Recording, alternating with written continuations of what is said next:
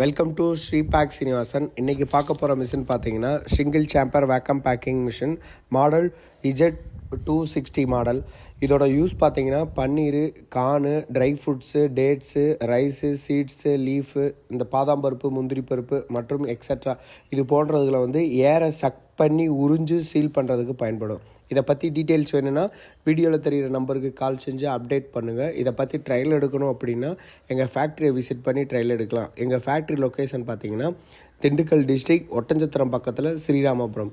Okay, நன்றி, thank you.